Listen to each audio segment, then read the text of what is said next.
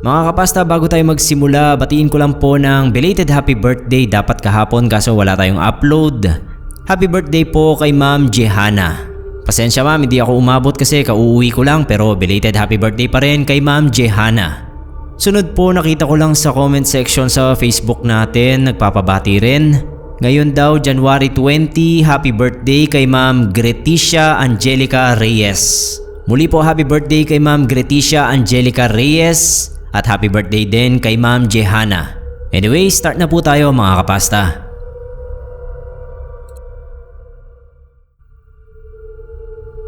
Dustin po ang pangalan ko, Sir Neb. Share ko lang itong nangyari sa akin this year. Mga around January yon. Ito ang first time na naka-encounter ako ng paranormal. Dati hindi ako naniniwala. Pero ngayon, masasabi ko na totoo nga ang mga multo. Dahil sa sarili ko na rin na experience. Sa bahay namin, ako madalas ang pumupunta sa market tuwing linggo para bumili ng mga supplies sa bahay. Si mama kasi busy rin sa tindahan niya. Ako lang yung walang ginagawa. Bale, waiting pa rin kasi ako sa mga papeles ko para makapag-abroad. Tinuruan naman ako ni mama kung paano i-check ang mga gulay at isdang binibili. Sinasabi niya rin sa akin kung alin sa mga tindahan din sa palengke ang mura magbenta ng mga produkto nila. Isang beses, sobrang maaga akong umalis ng bahay para mamili ng supplies namin. Iniisip ko kasi noon, kung mga 7 AM ako pupunta sa palengke, siguradong mauubos na yung mga magagandang klase ng gulay at isda na gusto kong bilhin. Sobrang dami pa naman ng tao sa palengke tuwing linggo. Madalas din magkaubusan ng sili. Kung maaga akong pupunta, hindi na ako mamoproblema kung mauubusan ba ako o hindi. On the way sa palengke, sa gilid ng pathway, may nakita akong nakatulos na kandila. Nabalitaan ko yung nangyari doon. Meron daw lalaki na nasagasaan doon at namatay. Ang sabi ng mga nakakita, sa sobrang bilis nung sasakyan, muntik na raw mahati yung katawan ng lalaki. May tumigil daw na nagmomotor. Chinek niya yung bangkay. Humihinga pa raw ito pero labas na lahat ng bituka. Bago pa isakay sa ambulansya, namatay din daw yung lalaki na yon. Hindi ko sinasadya na natabig ng paa ko yung isa sa mga kandila. Tinayo ko uli pero hindi ko na masyadong pinansin. Nung nasa palengke na ako, may weird akong pakiramdam. Yun bang parang may nagmamasid sa'yo? Nilibot ko yung tingin ko. Mga 5 metro ang layo sa akin. May lalaki. Nakatingin nga siya sa akin. Ang talas ng titig niya. Yun bang parang gustong pumatay ng tao? Nangilabot ako nun. Binilisan ko yung paglalakad. Dapat doon ako sa suki kong tindahan bibili ng mga sangkap. Pero dumiretso na ako sa pinakamalapit na tindahan. Akala ko wala na yung lalaki. Pero paglingon ko uli, nakatitig pa rin siya sa akin. Sinusundan niya ako. Gusto ko sanang kumprontahin yung lalaki. Pero mas mabuti nang ako na lang ang umiwas. Baka may sapak pala sa ulo yung lalaki na yon. Tapos kapag pinagsabihan ko bigla na lang akong saksakin. Binilisan ko na lang yung pagbili ng mga importanteng supplies. Tapos yung iba na hindi pa naman kailangan, sabi ko next time na lang. Pwede naman akong bumalik ulit. Basta makatakas lang ako sa palengke na yun. Ang gagawin ko, lalabas na ako ng palengke. Tapos didiretso sa outpost ng pulisya na malapit lang doon. Baka sakaling hindi na ako sundan ng lalaki. Medyo kinakabahan na ako nun. Ang dami kasing tao. Ang hirap maglakad palabas. Tapos kapag lumingon naman uli ako, palapit siya ng palapit sa akin. Sa wakas nung nasa labas na ako, binilisan ko na yung paglalakad. Ayoko namang tumakbo at magpahalata na tumatakas ako. Bago ako makarating doon sa outpost, nilingon ko uli yung lalaki. Hindi ako makapaniwala sa nakita ko. Sinusundan niya pa rin ako, pero wala siyang katawan sa ibaba. Bali, kalahati lang. Wala siyang bewang hanggang sa mga paa. Doon ko lang na-realize, parang namumukaan ko yung lalaki. Siya yung nadisgrasya doon sa gilid ng pathway. Nanlamig ako nang maalala ko yon.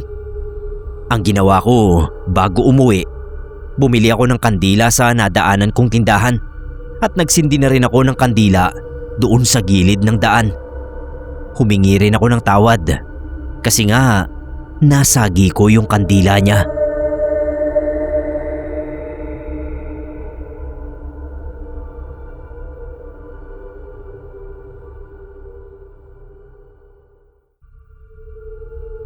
Sir Neb, isang magandang araw po sa inyo at sa mga kapwa ko listeners. Ako nga pala si Zenon. Isa akong security guard sa isang tindahan ng motorsiklo. May isi-share sana akong isang pangyayari na nagpakaba sa akin. Ilang buwan na ang nakakaraan ay na-assign ako ng panggabi sa trabaho. 7:00 ng gabi hanggang 7:00 ng umaga. Tamang-tama na oras ng almusal ang uwi ko. Kaya madalas na dumaraan ako sa palengke para pasalubungan ang asawa ko na buntis noon sa pangalawa naming anak. Nakakarating ako sa bahay ay mag-aalas 8 na at nakapasok na sa school yung panganay namin na 8 taong gulang. Ang kasama ng mag-ina ko sa bahay kapag naka-duty ako ay yung bayaw ko na nagtatrabaho naman sa pabrika. Isang araw na dumaan ako sa palengke para bumili ng kakanin ay isang matandang lalaki ang sumabay sa akin sa pagbili. Katabi ko lang yung matanda. Hindi naman sa pag-iinarte. Mahilo-hilo ako sa amoy niya. Parang barakong usa na malansa. Hindi na nga halos ako humihinga. Kaya rin siguro umalis yung ibang bumibili kasi nabahuan. Sa pagkakatanda ko ay sapin-sapin at kutsinta na may yema ang binili ko noon. Bigla ba namang nagsalita yung matanda? Busy ako na nagbibilang ng sukli. Tsaka gusto ko nang makalayo agad sa kanya. Kaya hindi ko na inintindi ang sinasabi niya. Pero bigla niya akong kinalabit sa braso. Sabay naghoy pa. Nagulat ako sa pagkalabit niya. Kasi ang sakit na para bang kalmot na yung ginawa niya. Paglingon ko ay nginitian niya ako. Iisa na lang ang ngipin ni tatang sa itaas. Tapos naninilaw pa. Ngumiti lang din ako. Tapos aalis na sana. Kaso may pahabol siya. Sabi ay kung may buntis daw ba sa bahay ko.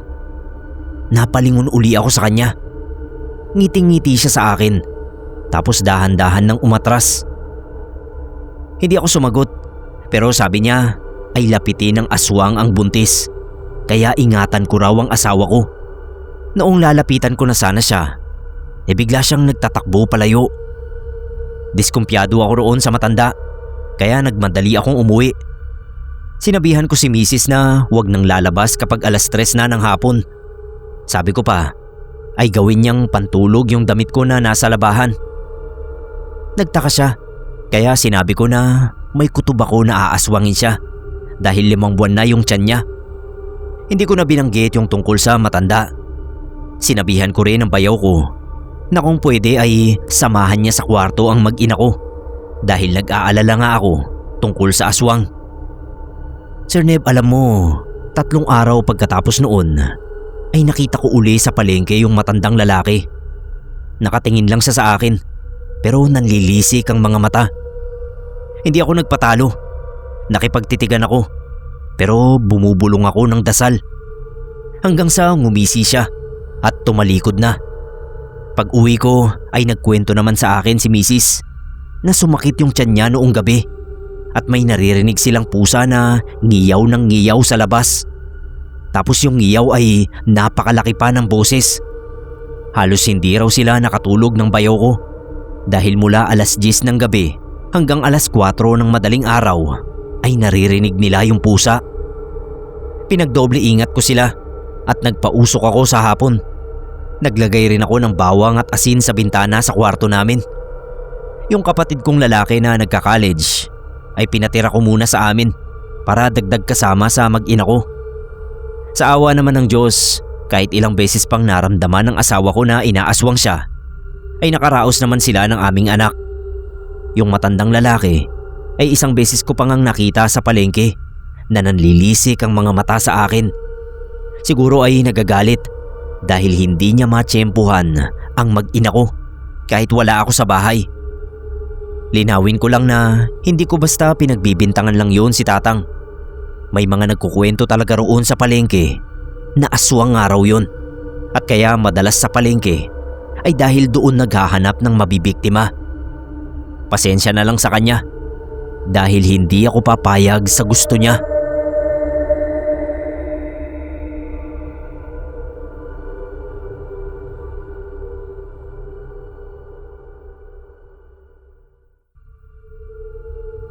Rocky po ang pangalan ko. Magsishare lang ako ng isang nakakatakot na kwento na nangyari sa amin. Bagong lipat kami sa isang lugar. Hindi ko na lang siguro babanggitin ang mismong address kasi baka sabihin ng mga residente doon sinisiraan ko yung lugar nila. 2 days pa lang kami. Isang buong bahay yung nirentahan namin. Kasama ko si Mama at yung bunso kong kapatid. Si Papa nasa ibang lugar siya. Nagtatrabaho. Pero after 1 week ay susunod din siya sa amin. After naming mag-ayos ng mga gamit, biglang nagkasakit si Mama. Ang taas ng lagnat niya. Hindi siya makabangon sa kama.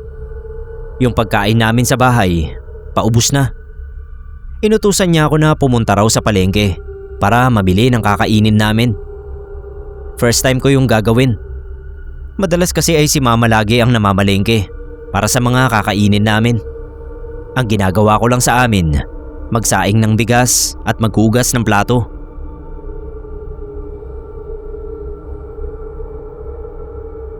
Papasok pa lang ako sa palengke. Ang weird na ng pakiramdam ko. Ang bigat ng hangin.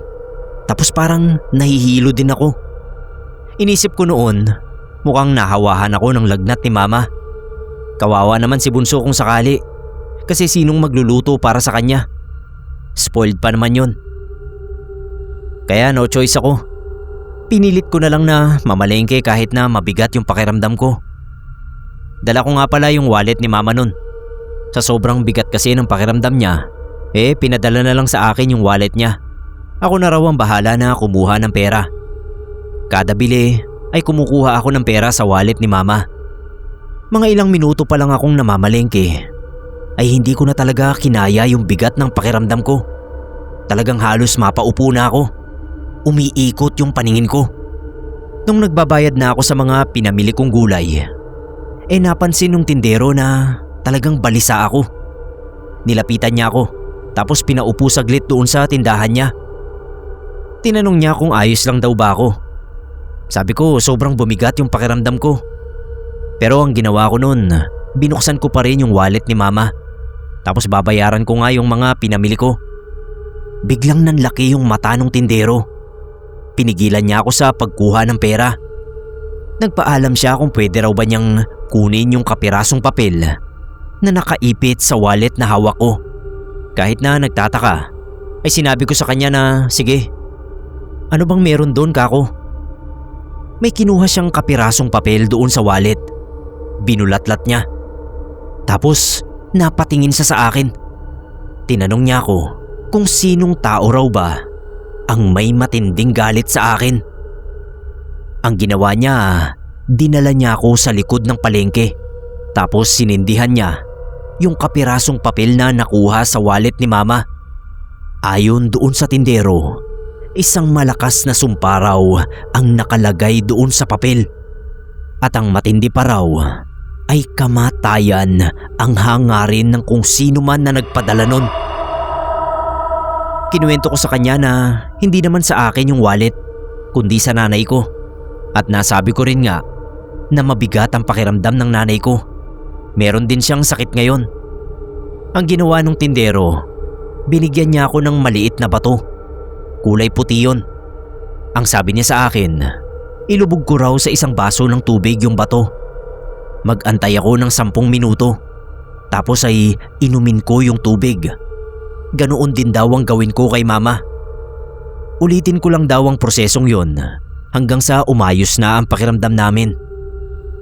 Pag uwi ko, ganoon nga ang ginawa ko. Hindi pa rin kasi nawawala yung bigat ng pakiramdam ko. Pero alam nyo, isang baso pa lang ang nainom ko na pinagbabara ng batong yun, biglang guminhawa ang pakiramdam ko. Ganoon din si Mama. Siguro inulit namin ng 3 beses yon hanggang sa talagang umukay na ang pakiramdam ng mama ko. Pagkatapos nun, binalik namin doon sa tindero yung puting bato. Hindi masabi ni mama kung saan galing yung kapirasong papel sa wallet niya. Pero pinag-ingat siya nung tindero kasi kung sino man daw ang naglagay nun ay may matinding galit kay mama at handa niyang patayin ang buong pamilya namin.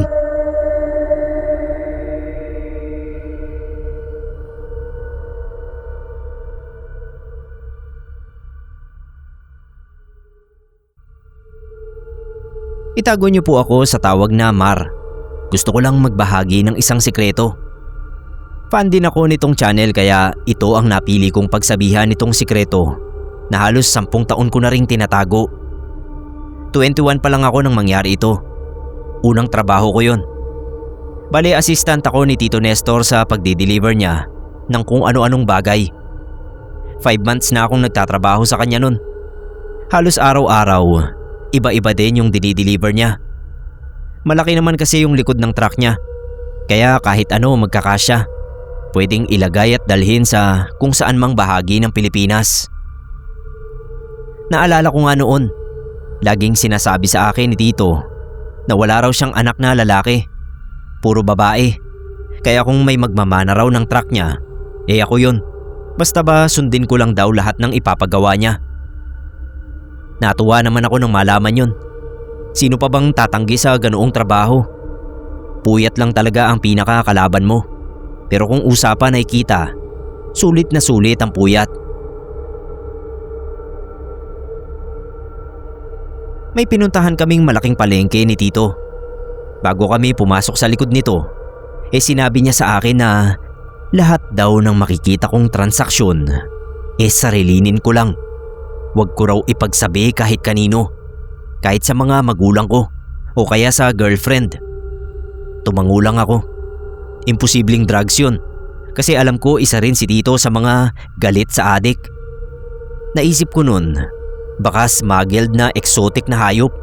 Naikwento na rin kasi sa akin ni Tito na dati na raw siyang pinadeliver ng isang tigre sa isang zoo. Nagulat ako pagpasok namin. Nakalagay sa may yelong container yung i-deliver namin. Para siyang mga isda. Naitanong ko sa sarili ko, bakit kailangan kong manahimik? Mga isda lang naman yun. Nung nilalagay na namin sa likod ng truck, mas napagmasdan ko yung itsura ng mga isda. Una, buntot. Sobrang kintab. Nagulat ako kasi yung ibang container, hindi lang buntot yung laman. Merong kamay, leeg, tapos katawan. Yung balat nila, merong mga kaliskis. Napatingin ako kay Tito. Habang nasa biyahe, iniisip ko pa rin kung ano yun. Si Tito mismo ang sumagot sa mga katanungan ko sa sarili. Sabi niya, sa ganoong araw daw, 1 beses sa 1 taon ay nagdi-deliver siya ng karne ng sirena sa mga mayayamang customer. Dadalhin daw namin yung mga karne na yun sa isang restaurant na naghahanda at nagluluto ng ganoong putahe. Kung alam ko lang daw, sobrang weirdo ng ginagawa ng mga mayayamang tao sa pera nila. Dinala nga namin sa isang restaurant yung container na yon. Bago kami umalis, binigyan kami ng manager ng isang lalagyan. Sabi niya ang laman daw nun ay inadobong sirena. Nagpasalamat si Tito at saka umalis na kami. Akala ko aalukin niya ako ng pagkain. Hindi ko na itatanggi dito. Curious din naman ako sa kung anong lasa nun. Pero hindi yun ginawa ni Tito. Nung mapadaan kami sa gilid ng bangin, tumigil siya. Lumabas at tinapon niya yung binigay sa amin ng manager. Huwag ko na raw subukang kumain nun. Huwag na raw akong gumaya pa sa kanila. Nung araw na yon, umuwi ako sa bahay na may kakaibang pananaw sa buhay. Iniisip ko nun, ano pa kayang ibang mga kakaibang bagay ang ginagawa ng mayayamang tao? At saka, saan naman kaya nila kinukuha yung supply ng karne? Meron din kaya silang farm kung saan binibreed nila yung ganitong klase ng mga nilalang para dumami at hindi sila maubusan ng supply. Hindi malabong totoo. Pero teorya ko lang yun. Hindi naman natuloy yung pagpapamana sa akin ni Tito ng truck niya kasi tuluyan na itong nasira ng madisgrasya. Magmula noon hindi na kami nag-deliver ng tito ko. Naghanap na lang ako ng ibang trabaho at magmula rin nun wala na akong nabalitaan tungkol sa bentahan ng kakaibang karne.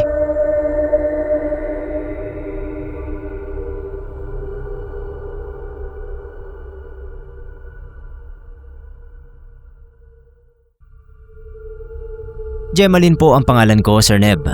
Pero pwede rin na Gemma na lang. Fan na fan ako nitong channel nyo noon pa.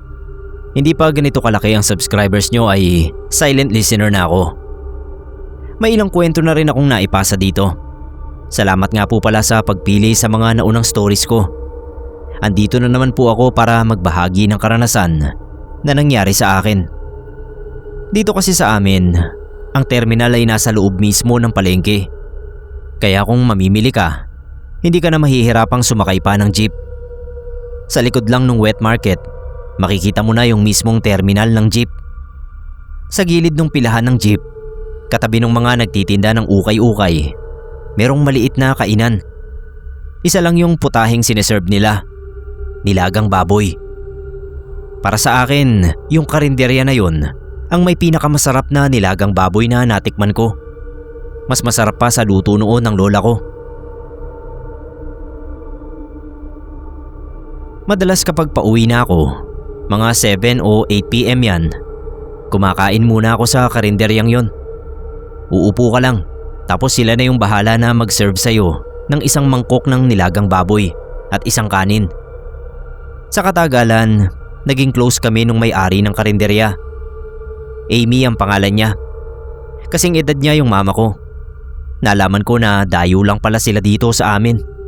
Taga Bicol daw sila at doon niya natutunan kung paano magluto ng masarap na nilagang baboy. Lagi kong ang tinatanong kung anong sikreto niya sa pagluluto pero hindi inaamin ni Manang Amy. Nag-leave ako sa trabaho, almost 2 weeks din. Bago ako nakabalik, naging work from home ako. Doon ako ng 1 buwan. Halos 2 months akong hindi nakakain doon sa place ni Manang Amy. Kaya nung minsang nag-crave ako, labas ako ng bahay at pumunta doon sa palengke.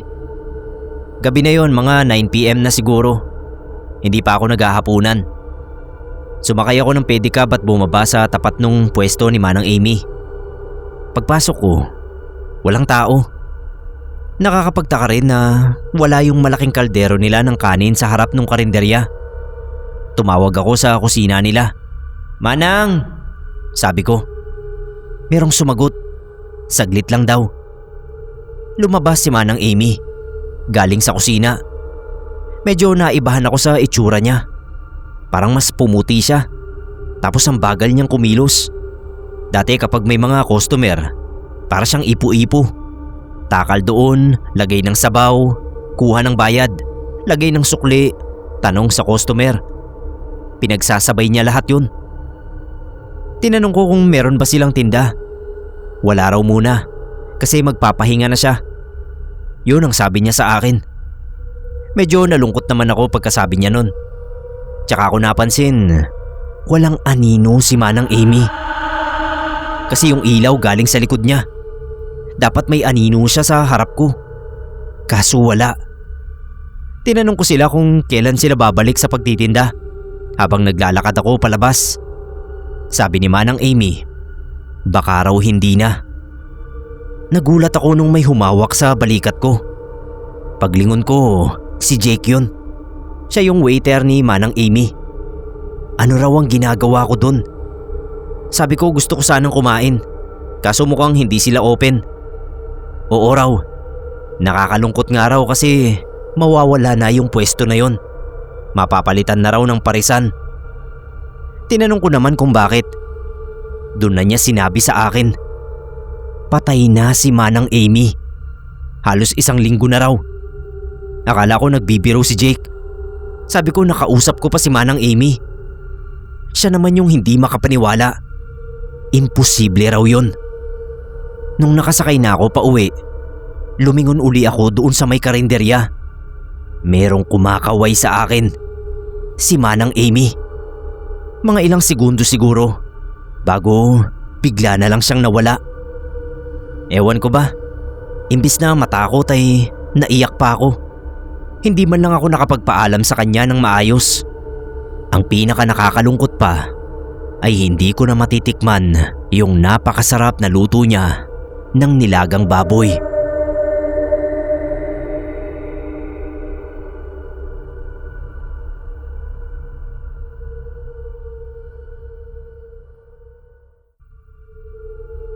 Kamusta po kayo? Ako po si Kendra.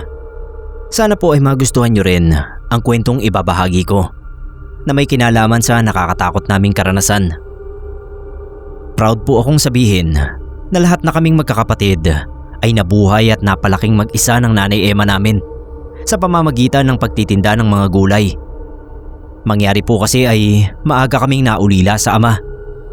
3 kaming magkakapatid at ako ang panganay. Ang 2 kong kapatid na sina Mabel, 15, Joed, 11. Ako naman po ay 19. Sa tinitirhan namin sa probinsya ay malapit lang yung palengke. Siguro mga 2 kanto lang. Lumang palengke yon. Nasabi ng lolo ko ay 1940s pa na itayo. Kaya ako nabanggit na palengke ay dahil doon tinitinda ni nanay yung mga gulay. Minana pa niya yung pwesto sa lola ko. Dati kasi ay sina lolo at lola ang nakapwesto ron. Mga gulay din ang tinda. Pero mula nang mamatay si lola ay ayaw nang pumwesto roon ni lolo. Parang nawalan na siya ng gana sa buhay. Kaya binigay na niya yung pwesto kay nanay. Kamamatay lang din ang tatay ko nun. Tapos si lolo naman, mga 4 na buwan lang mula nang mamatay si lola, ay sumunod na rin agad sa kanya. Dahil ako ang panganay, ako yung madalas katukatulong ni nanay sa pagtitinda. Pag pareho kaming nasa palengke, yung 2 kong kapatid ay hinahabilin niya kila Tita Linda, kapatid niya. Sa lumang palengking yon ay may katabi kaming gulayan din. Naging kaibigan ng nanay ko ang may-ari. Naitago na lang natin sa pangalang Tita Orang. Nauna siya kay nanay sa palengke, pero ang pwesto niya ay inuupahan lang niya. Mabait si tita para sa akin. Nakikita ko kasi na close sila ng nanay ko. At kung anong meron siya, ay lagi niya kaming binibigyan. Halimbawa ay merienda. Naging saksi ako kung paano sila naging mabuting magkaibigan ng nanay ko. Katagalan may bagong tindero na dumating sa palengke. Doon siya pumwesto sa dating pwesto ng namatay na tindera ng baboy. Ang sabi, pamangkin daw siya ng namatay. Tawagin na lang natin siyang Tito Max. Siya nga pala, ang edad ng nanay ko noon ay 40. Mas bata sa kanya si Tita Orang ng 5 taon. 35 lang si tita. Si Tito Max naman, kasing edad lang ni Tita Orang. 35 din. Dahil nga 5 taon ang tanda ni nanay sa kanila, kaya kung ituring sila ni nanay mga nakababatang kapatid. May itsura si Tito Max at may maganda ring pangangatawan. May bulong-bulungan din na mahilig siya sa babae. Sinabihan pa nga ako ni nanay na wag daw akong magdididikit kay Tito Max kasi baka raw matipuhan ako. Katanda-tanda na raw, playboy pa. Pero taliwas sa iniisip ni nanay na baka bula-bulahin ako ng bagong tindero ay siya pala ang matitipuhan. Sa simula pa lang nagpakita na sa kanya ng pagkagiliw. Pero sabi naman ng nanay ko, wala raw kasing ate si Tito Max, kaya siguro naging malapit agad sa kanya. Parang ate raw ang tingin sa kanya. Pero ako sa umpisa pa lang, may iba na akong pakiramdam na ang bawat sulyap at pagmamalasakit ni Tito sa nanay ko ay may ibang kahulugan. Mas malalim kaysa sa iniisip ni nanay. Pero yung ganoong obserbasyon ay sinarili ko na lang. Sinaway ko yung sarili ko. At ako mismo ang nagpayo sa sarili ko na huwag bigyan ng mali siya ang pagiging malapit ni Tito sa nanay ko. Nagalit kasi si nanay nang minsang biruin ko tungkol doon.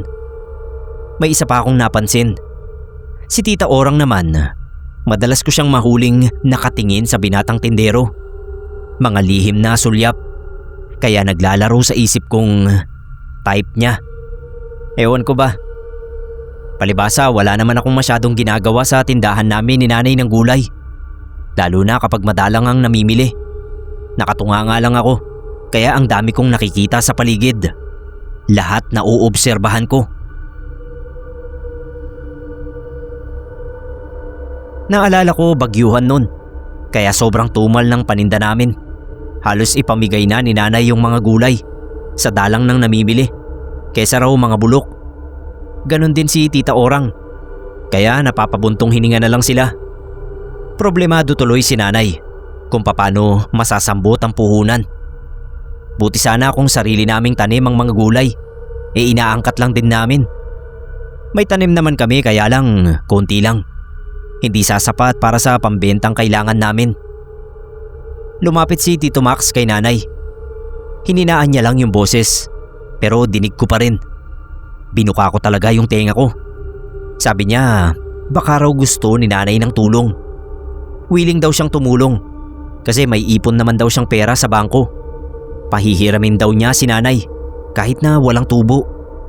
Si nanay naman hindi agad makasagot. Ang sinabi lang niya kay Tito Max ay salamat, pag-iisipan ko. Nung nakabalik na si Tito Max sa pwesto niya, sabi ko kay nanay, bakit hindi niya agad tinanggap yung tulong? Sayang naman kako, nagkusa na nga yung tao. Sagot naman ni nanay sa akin, hindi lahat ng tulong dapat tanggapin. May iba't iba raw kasing klase ng tulong. Merong tunay at meron ding may motibo. Napakamot na lang ako ng ulo kasi hindi ko pa maintindihan ang ibig sabihin ng nanay ko nun. Nang sumunod na araw, si Tita Orang naman ang narinig ko.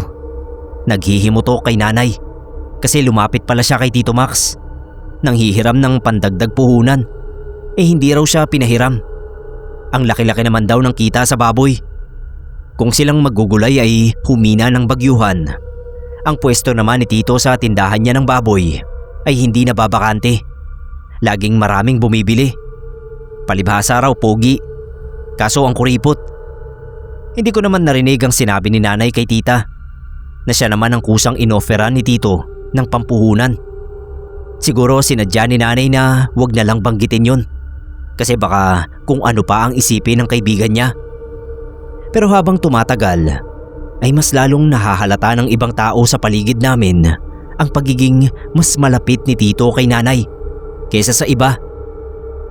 Kaya naman si nanay minsan dinadaan na lang sa biro si Tito. Natigilan siya sa mga kaswitan dahil baka raw may magselos. Sa tingin ko, may nagsiselos na talaga. Tuwing nagbibiruan kasi si nanay at Tito o kahit nag-uusap lang, ay palihim silang tinitignan ni Tita Orang. Isang beses pa nga ay nakita kong sumimangot siya o umirap sa dalawa na para bang hindi niya gusto ang nangyayari. Hanggang isang gabi, kumakain kami ng hapunan nang may kumatok sa pinto. Tatayo sana si nanay para buksan, pero sabi ko ako na. Pagbukas ko ng pinto, nagulat ako kasi si Tito Max may dalang bulaklak at 2 plastic ng mga grocery. Nung marinig ko ang boses ni nanay na nagtatanong kung sino ang kumatok, nauutal ko pang sinabi na si Tito Max. Tumayo agad si nanay at nilapitan kami.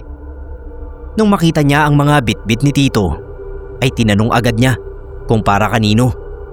Tapos sagot ni Tito, alangan naman daw na para sa akin, ang bata-bata ko pa. Siyempre raw para sa pinakamagandang babae sa loob ng bahay na yon. At si nanay nga ang tinutukoy niya. Kita ko yung hiya sa mukha ng nanay ko. Tumingin siya sa aming magkakapatid. Para naman mabawasan ang pagkailang niya sa sitwasyon, ay ako na mismo ang nag-entertain kay Tito. Pinapasok ko at pinaupo sa sofa. Kinuha ko rin yung mga dala niya at nilapag sa mesa. Tapos binalikan ko na yung mga kapatid ko. Tapos na rin naman silang kumain. Kaya sabi ko pumasok muna sila sa kwarto kasi may bisita ang nanay. Pag-uusapan ka ako ang tungkol sa palengke. Maayos namang sumunod ang mga kapatid ko. Habang nagliligpit ako ng mga pinagkainan namin, ang tenga ko nang hahaba sa pag-uusap nila nanay at Tito. Tinanong ni nanay kung bakit nagpunta si Tito at para saan ang bulaklak pati yung mga grocery. Alam kong alam na ni nanay ang sagot sa tanong niya. Siguro gusto lang niyang linawin. Naging diretso naman ang sagot ni tito. Sabi niya gusto raw niya si nanay at desidido siyang patunayan yun. Napalunok ako. Yung mukha kasi ng nanay ko hindi maipinta. Diniretsa rin niya si Tito Max na wala itong maaasahan sa kanya kasi nakababatang kapatid lang daw ang tingin niya rito. Nakiusap pa si Tito. Nabigyan lang siya ni nanay ng pagkakataon na manligaw. Binara naman siya ni nanay na ayaw niyang magpaasa ng tao. Sigurado raw siya sa nararamdaman niya. Sigurado siya na ayaw na niyang mag-asawa uli matapos mamatay ang tatay ko o magkaroon pa ng bagong karelasyon. Kami na lang daw ng mga anak niya ang prioridad niya sa buhay. Hindi na nakaimik si Tito Max. Tumayo siya at walang lingon na lumabas ng bahay. Hindi man lang nagpaalam. Siguro dahil sa sama ng loob.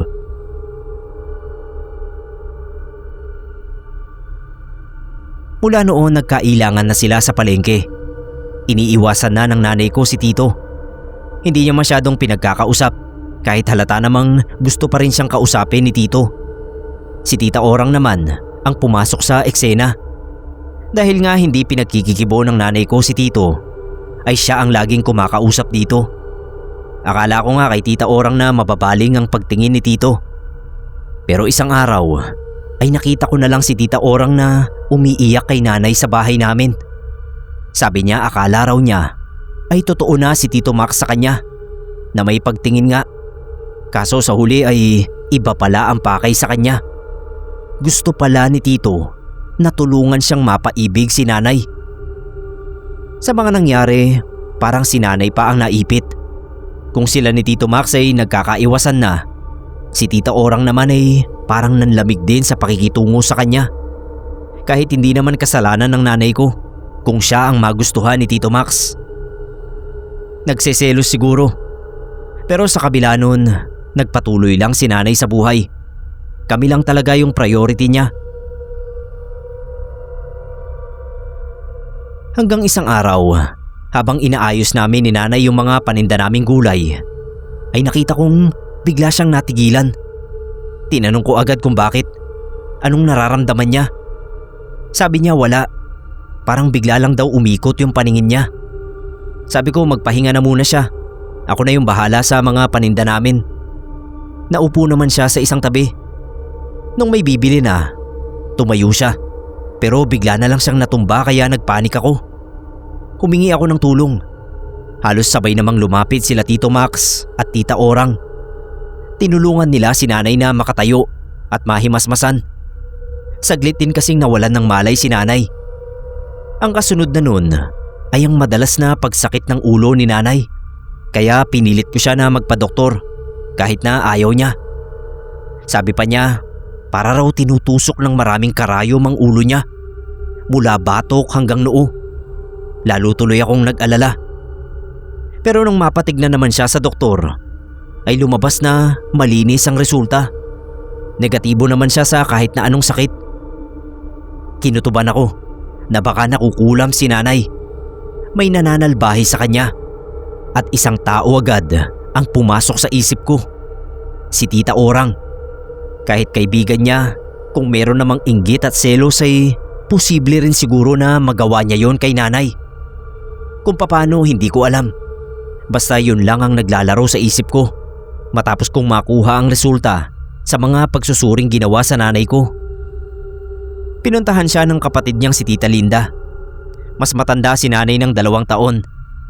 Isa lang ang hinala namin. Baka nga may gumagawa ng hindi maganda kay nanay. Ang mabuti pa raw ay patignan namin si nanay sa albularyo. Umalis din agad si Tita Linda para puntahan yung kakilala naming albularyo na si Mang Ador. Ako naman naupo saglit sa gilid ng higaan ni nanay. Kinausap ko siyang mabuti. Tinanong ko kung ano ang mga nararamdaman niya. Sabihin niya sa akin lahat. Sabi niya bukod sa parang 1,000 karayom na nanunusok sa ulo niya, parang gumagalaw din daw ang mga kalamnan niya sa loob. Kaya masakit din daw ang buong katawan niya. Naawa ako kay nanay. Napaiyak na lang ako. Hinawakan niya yung kamay ko. Sabi niya wag daw akong umiyak. Ngayon daw niya kailangan ng lakas ko para sa mga kapatid ko. Kaso hindi ko maiwasan. Sino ba naman ang hindi mapapaiyak kapag ganoon ang kalagayan ng nanay mo?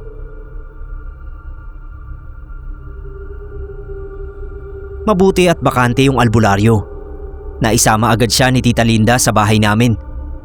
Sinuri niya si nanay nang kaharap kami. Sabi niya walang duda, may kulam na nagpapabigat kay nanay. Inutusan niya akong maglaga ng tubig. Yung bagong kulong tubig ay pinatakan niya ng dala niyang langis. At yun ang pinunas niya kay nanay sa muka, braso, kamay at talampakan. May binubulong siyang dasal habang ginagawa niya yun. Matapos niyang gawin, tinanong niya si nanay kung ano na ang pakiramdam. Sabi ni nanay, medyo gumaan ang pakiramdam niya. Sabi ni Mang Ador, ang nararamdamang ginhawa ni nanay ay pansamantala lang. Babalik din ang paghihirap niya. Kaya sa tuwing mahihirapan daw si nanay, ay kailangan kong ulitin ang ginawa niya kanina. Tapos binigay niya sa akin yung dasal na dapat kong bigkasin habang pinupunasan ko si nanay. Nakasulat sa kapirasong papel. Kailangan ko raw na ingatan yun at huwag ipapabasa sa iba. At siya naman ay may aayusin para sa ikagagaling ni nanay ng tuluyan. Kailangan din daw niyang matukoy kung sino ang gumagawa ng kulam kay nanay. Sinunod ko ang lahat ng bilin ng albularyo. Isang gabi, hindi ko inaasahan na darating si Tito Max. Dinalaw niya si nanay at tulad nung una niyang punta ay may dala uli siyang bulaklak at pati na rin makakain daw naming magkakapatid. Nagpasalamat ako pero hindi ko siya pinapasok sa silid ni nanay. Alam ko kasi na hindi gusto ni nanay ng bisita. Ang tanging pinayagan lang niya na makadalaw sa kanya ay ang kaibigan niyang si Tita Orang. Ako naman hindi ko alam kung bakit biglang nag-iba ang tingin ko kay tita. Yung tipong may pagdududa na may kinalaman siya sa nangyayari kay nanay. Siya lang naman kasi ang nakikita kong may rason para gawin yun. Dahil nga nagseselos siya kay nanay dahil kay Tito Max.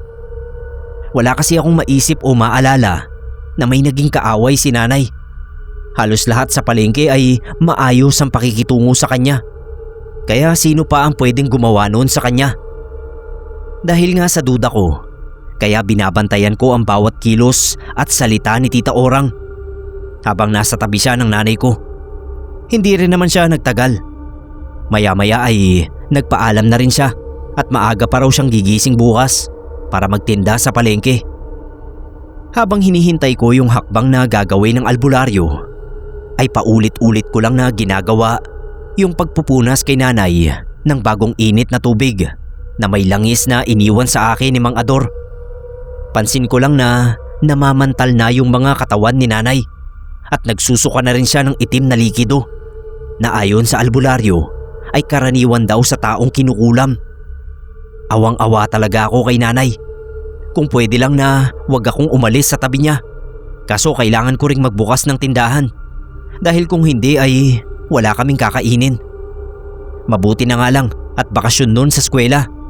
Kaya naaasahan ko ang dalawang kapatid ko na magbantay kay nanay habang wala ako. Sa palengke ay muli akong nag-obserba. Inobserbahan ko ang kilos nila Tita Orang at Tito Max. Si Tito Max tulad pa rin siya ng dati. Parang wala namang nabago sa kilos niya. Pero palagi niyang kinakamusta sa akin ang kalagayan ng nanay ko. Gusto nga raw niyang makita. Kaso sabi ko tsaka na lang kapag magaling na. Kasi ayaw talaga tumanggap ni nanay ng bisita maliban kay Tita Orang. Si Tita Orang naman, kapansin-pansin ang kawalan niya ng kibo. Yung tipong malalim ang iniisip. Minsan nga kinukuha ko yung atensyon niya kapag may bumibili sa kanya at nakatulala siya. Lalo tuloy lumakas ang kutob ko na may kinalaman talaga siya sa nangyayari sa nanay ko. Kaya lang bukod sa pagiging parang hindi niya komportable at pagkabalisa, ay wala naman akong ibang nakitang ebidensya na magpapatunay sa kutob ko. Kinausap ko siya. Gusto ko sana siyang mahuli sa sarili niyang bibig. Sabi ko sa oras na malaman ko kung sino ang nagpapakulam kay nanay, ay ipapakulam ko rin. Gusto kong maranasan niya kung ano ang pinaparanas niya sa nanay ko. Tumingin siya sa akin. Tinapik ako sa balikat at sabi ay masama raw ang gumanti. Ipagpasa Diyos ko na lang daw ang nangyayari kay nanay. Tapos ay tinalikuran niya ako. Kahit binanggit niya ang Diyos, ay hindi pa rin nabawasan ang hinala ko sa kanya.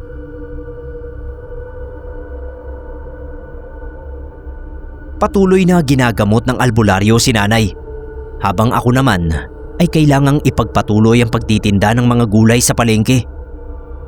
Isang gabi nakauwi na ako sa bahay. Naalala ko yung wallet ko na nilagay ko nga pala sa ilalim ng kaha namin sa tindahan. Sabi ko sa kapatid kong si Mabel, babalik ako sa palengke. Kukunin ko lang yung wallet ko. Madilim na pero hindi naman ako natatakot dahil sanay na ako sa palengke at kilala ko naman ang mga taong naiiwan doon. Meron kasi doon na natutulog sa mga pwesto nila. Pagbalik ko, hindi ko inaasahan na makikita ko pa roon si Tita Orang. May hawak siyang isang tali ng mga kandilang itim. Napakunot noo ako. Parang yun ang ebidensyang hinahanap ko na siya nga ang gumagawa ng kulam kay nanay. Nilapitan ko siya. Hindi na ako nag-isip. Sinita ko. Sabi ko, para saan yung mga kandilang itim? Sinasabi ko na nga baka ako. At may kinalaman siya sa pagkulam kay nanay.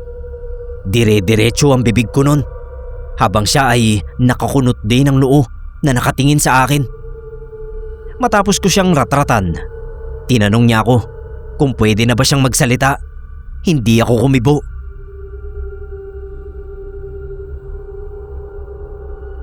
Sabi niya una sa lahat ay hindi siya mangkukulam at lalong hindi niya magagawang ipakulam si nanay na naging tanging malapit sa kanya sa palengke. Tinuring na niyang ate. Paano ko raw nagawang isipin na siya ang kumukulam o nagpapakulam kay nanay? Sabi ko bakit lagi siyang balisa nitong mga nakaraang araw at may hawak pa siya ngayon ng mga kandilang itim? Ang alam ko, ginagamit ang mga kandila na yon sa paggamit ng kapangyarihang itim ng mga mangkukulam. Huminga siya ng malalim bago sumagot. Hindi raw para sa nanay ko ang mga kandilang yon.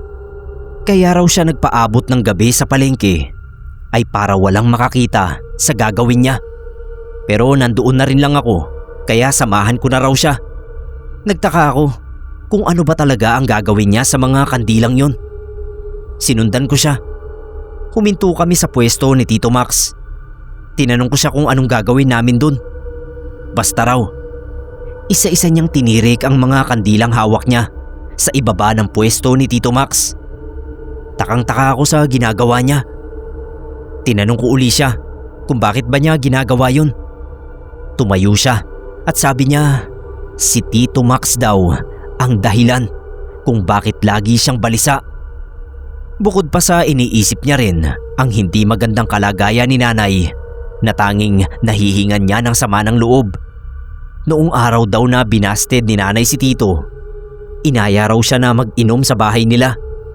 May nangyari raw sa kanila pero ayaw daw siyang panagutan ni Tito dahil hindi nga siya mahal. Naisip niyang ipalaglag ang bata pero hindi makaya ng konsensya niya. Kaya ngayon ay nagdesisyon siya na itutuloy ang pagbubuntis pero uuwi na muna siya sa probinsya hanggang sa makapanganak siya. Pero bago siya umuwi, yun nga ang gusto niyang gawin. Ipagtirik ng kandilang itim ang lalaking nanakit sa damdamin niya kahit pa siya ang ama ng anak niya. Ang mga kandilang itim daw na yon ang maghahatid ng kamalasan sa lalaki ayon sa matandang nagpayo sa kanya. Pinaalala ko sa kanya na hindi ba siya rin ang nagsabi na masama ang gumanti. Natawa siya sa sinabi ko. Hindi nga raw siya makaganti kaya nagbabad luck wish na lang siya sa pamamagitan ng mga kandilang itim na yon. Bahala na kung matupad o hindi.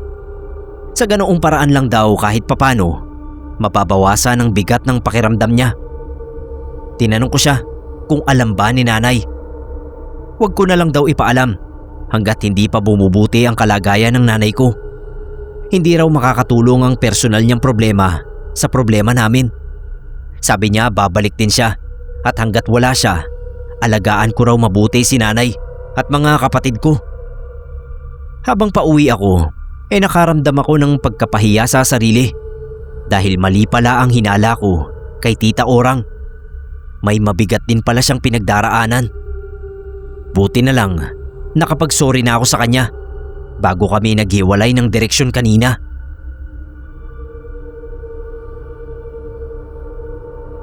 Pag uwi ko ng bahay, nadatnan ko roon si Tita Linda at ang albularyo. Kanina pa raw nila ako hinihintay kasi nalaman na pala ng albularyo ang pagkakakilanlan ng kumukulam kay nanay. Ayon sa kanya, ang lumabas sa ilang araw niyang pagtatawas ay pare-pareho, hindi nagbabago. Bulto ng isang lalaking matangkad at may kulot na buhok. Inalam daw niya ang mga taong nakapaligid kay nanay at tumugma yun sa imahe ni Tito Max. Nang tumugma sa bulto ni Tito, ay inalam niya ang background. Mula pala si Tito sa pamilya ng mga mangkukulam. Ang dating may-ari ng pwesto niya na tiyahin niya ay isang mangkukulam at tubong Leyte ang pamilya nila. Posibleng ang dahilan kung bakit kinulam ni Tito si nanay ay dahil sa pambabasted sa kanya. Ayon pa rin sa pag-iimbestiga ni Mang Ador, hindi sanay mabasted si Tito. Lahat ng babaeng matipuhan niya ay nakukuha niya.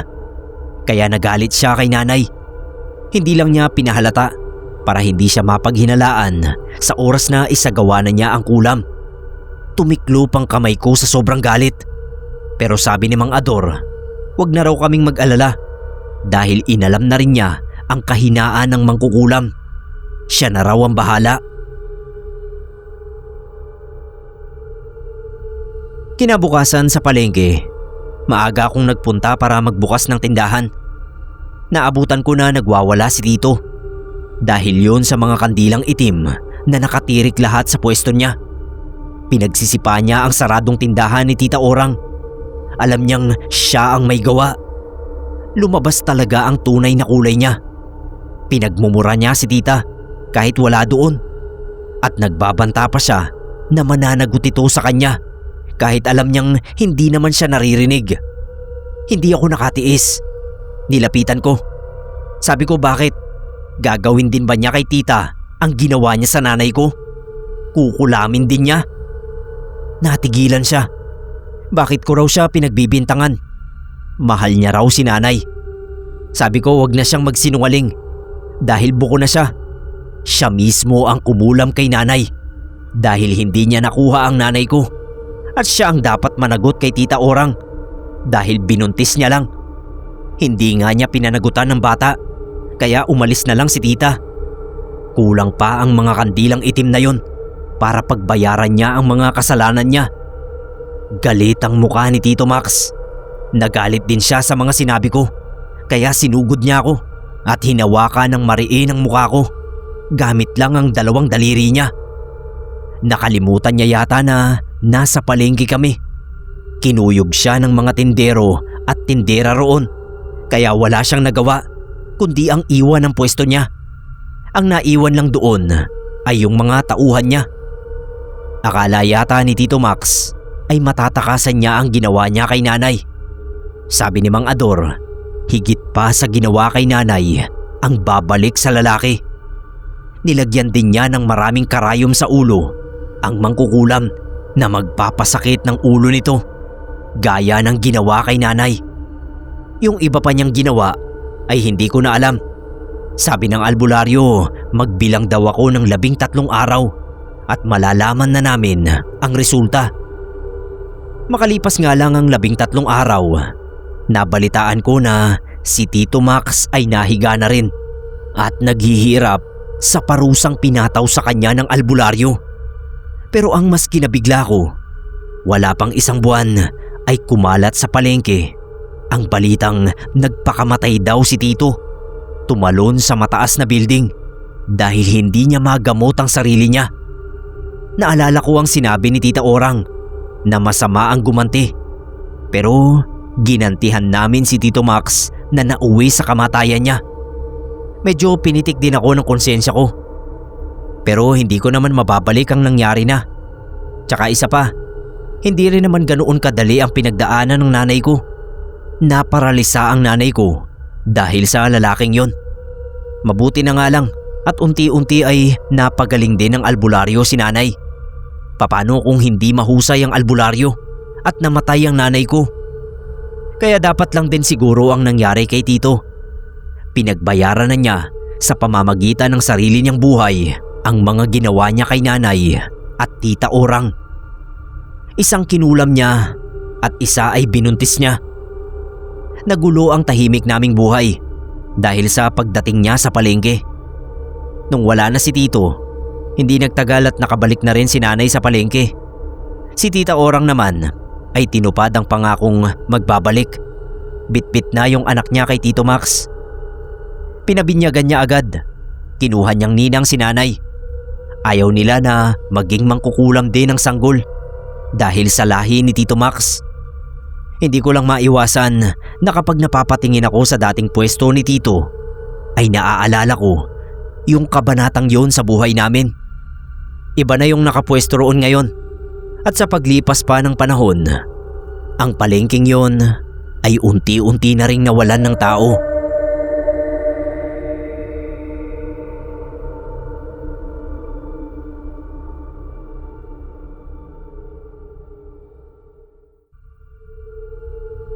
Pagbati sa ating lahat, tawagin niyo po akong Mando. May-ari ako ng isang maliit na gulayan sa palengke. Wala naman akong personal na karanasan ng kababalaghan sa palengke. May mga naririnig akong kwentong multo, pero ako naman ay hindi nakakakita.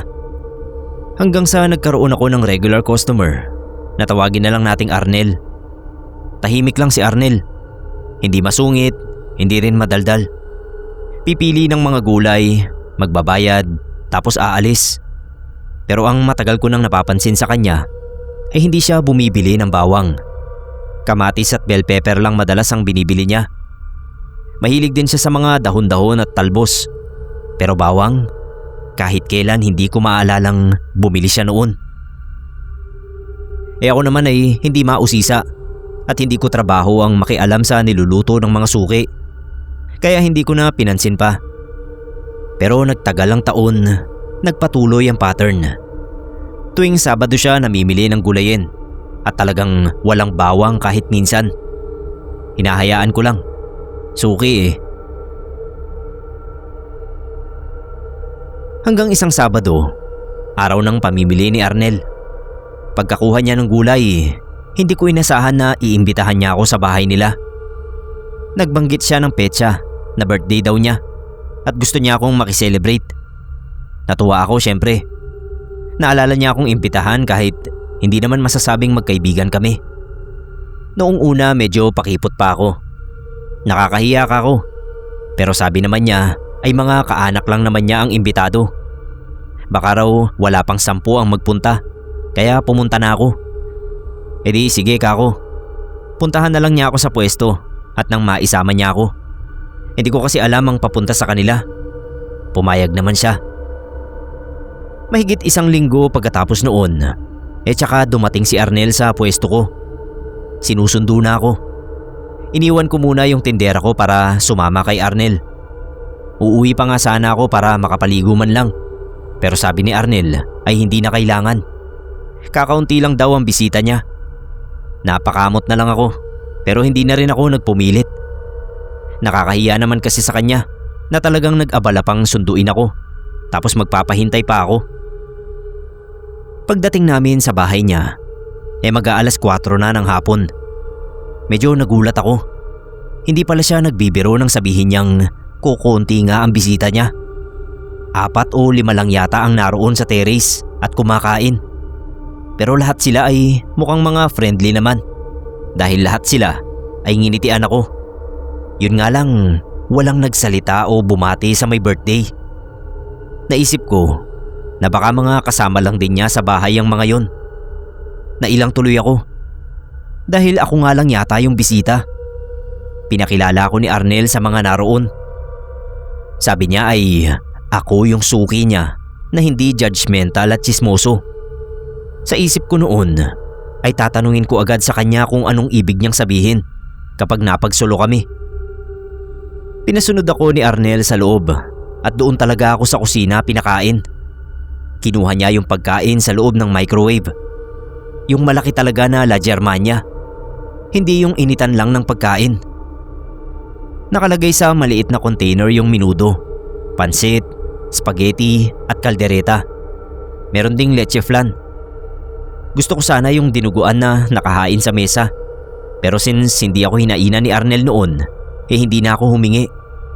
Medyo nahiya na rin kasi ako. Pero napansin yata niya yung tahimik kong reaksyon. Umubo siya ng mahina. Tapos sinabi na pasensya na kung yung nakahain lang ang mabibigay niya sa akin. At sana raw ay huwag magbabago ang trato ko sa kanya kapag pinagtapat na niya ang totoo niyang pagkatao sa akin. Sasandok na sana ako ng kain noon. Kaso napatigil ako at napatingin sa kanya. Hindi ako nagsalita pero nagtatanong ang tingin ko sa kanya. Bigla ay parang mangiyak-ngiyak na siya. Kaya hindi ko malaman ang gagawin ko. Napatayo ako at tinanong siya kung anong nangyayari. Hinawakan niya ako sa braso at sinabing ako lang daw ang maituturing niyang kaibigan. Kaya magtitiwala siya sa akin na maitatago ko ang sikreto nila ng kanyang pamilya. Sir Neb, kinabahan ako. Nanlamig ang buong katawan ko sa sinabi ni Arnel. Pero hindi ako nagpahalata. Kaso kahit pala pinilit kong magkunwari na okay lang ako, ay ramdam niya ang kaba ko. Tumingin siya sa akin. Pero nung tumingin din ako sa mga mata niya, bumaling siya sa ibang direksyon. Sabi niya ay alam niyang natatakot na ako sa kanya. Pero sana ay maunawaan ko siya.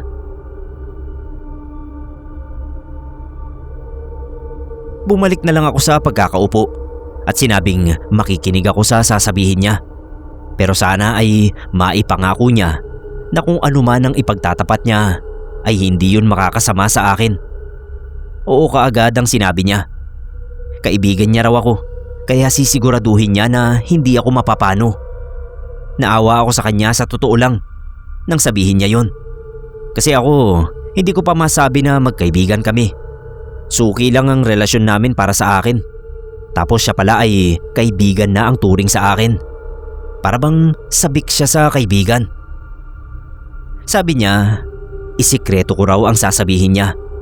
Oras daw kasi na may ibang makaalam ay kakalat na yon sa bayan namin.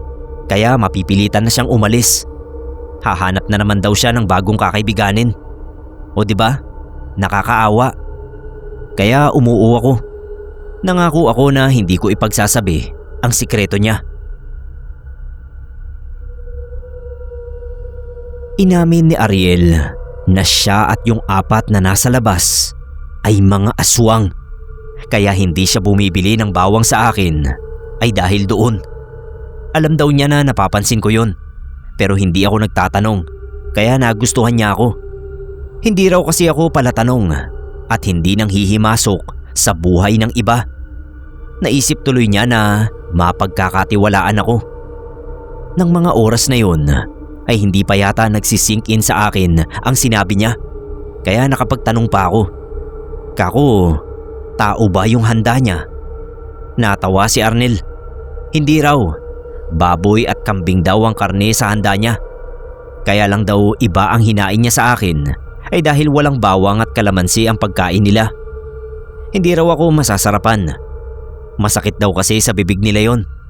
Parang laging bagong luto raw ang pagkain kapag may ganoon. Tapos ay mahihilo sila at manghihina. Yung hinain niya raw sa akin ay pinaluto niya sa kanyang lola. Mataas na raw kasi ang tolerance ng lola niya sa bawang at kalamansi. Kaya hindi yun gaanong nasasaktan. Sabi ko pa, kung hindi ba ako mahahawa sa kanila kasi kakainin ko yung pagkain nila. Hindi naman daw. Malinis daw ang pagkain ko. Kita raw niya na wala yung dasal at laway ng lola niya. Bigla ay nawalan ako ng gana. Pero sabi ni Arnel, kung nagdududa raw ako ay pwede kong pigaan ng kalamansi ang pagkain ko para mapatunayan na malinis yun. Ginawa ko naman. Pero wala ngang nangyari. Yung leche flan nga nilagyan ko rin. Natawa siya at ang sabi ay nilagyan daw talaga ng lola niya ng balat ng kalamansi yun para mawala yung amoy lansa ng itlog. Natawa rin ako dahil na-realize ko na tama nga naman siya. Mga ilang sandali lang ay pumasok sa kusina ang isang babae na isa sa nakita ko sa terrace. Pinakilala siya ni Arnel na pinsan. Nginitian niya ako sabay sabi kay Arnel na napakinggan nila ang kwentuhan namin. Magugulat pa sana ako kasi ang layo ng terrace sa kusina para marinig nila yun. Pero naalala ko na aswang nga raw pala sila. Sabi ng pinsan niya kung hindi raw ba ako natatakot. Siyempre umamin ako na natatakot ako. Pero sabi ko may tiwala naman ako kay Arnel na hindi ako ipapahamak. Natawa yung babae. Sabay sabi na magtiwala rin ako sa kanila. Hindi naman daw sila mga barbaro o hayop na basta na lang umaatake para kumain. Sir Neb, sa pagdalo kong yun sa birthday ni Arnel ay ang dami kong natutunan tungkol sa mga aswang. Tao lang din sila. Pero kumbaga may sakit sila na nakakahawa kung hindi magiging maingat. Namumuhay din sila ng normal na gaya natin. Nanonood ng mga drama, nakikiuso sa mga damit at cellphone, namumroblema sa pambayad ng kuryente at tubig, nasisisante sa trabaho, mahilig sa chismis at nabobroken hearted din. Doon ko nalaman na hindi naman pala gabi-gabi kung umatake ang mga karaniwang aswang. May mga buwan lang talaga na kailangan nilang kumain ng laman ng tao pero hindi sila nang aatake. May binibilhan sila ng karne na hindi nila alam kung saan at paano nakukuha. Basta bibili lang sila at kakain para mawala yung pangangati nila. Tapos noon, sa susunod na taon na uli sila kakain ng karne ng tao. Hanggang ngayon ay magkaibigan pa rin kami ni Arnel at suki ko pa rin sa palengke.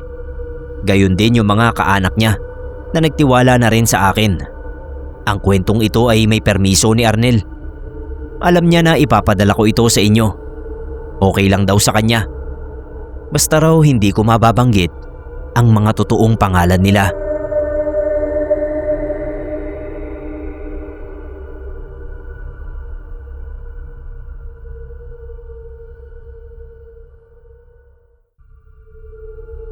Magandang umaga sa lahat ng nakikinig sa Pinoy Creepypasta. Madalas akong makinig sa inyo simula nung magka-pandemic. Ang ganda ng mga stories nyo. Paborito ko yung tungkol sa mga mangkukulam at albularyo. Daniel ang pangalan ko. Minana ko galing sa mga magulang ko ang pwesto namin sa palengke. Bali, tindero kami ng mga prutas sa palengke. Dito kami kumukuha ng panggasto sa araw-araw. Nung magkasakit na si Papa, ako na yung nag-take over at simula noon, nagretiro na si Papa bilang vendor. Bale, ako na rin ang nagpapaaral sa dalawa ko pang kapatid na college na ngayon. Bihira ang mga kwentong nakakatakot sa palengke. Lahat kasi kami busy sa maraming bagay. Kapag nandito ka, parang naka-fast forward ang lahat. Dapat mabilis kang kumilos, mabilis magdesisyon.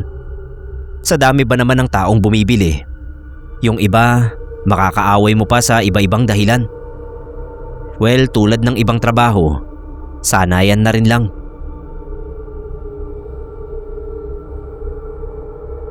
Noong nag-aaral pa ako sa kolehiyo, grabe ako umubos ng sigarilyo. Kulang ang isang kaha sa isang araw. Tingin ko nga noon, naman ako kay Papa ang bisyo na yon.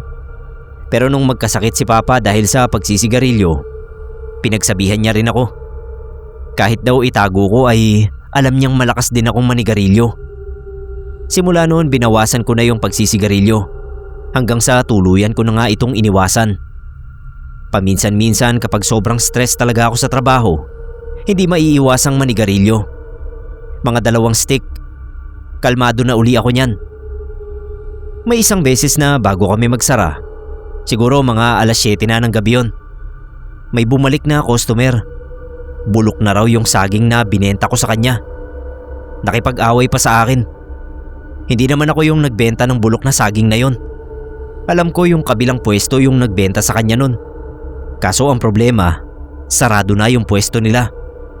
Naisip siguro nung customer na sa akin na lang ibintang yung sinasabi niya.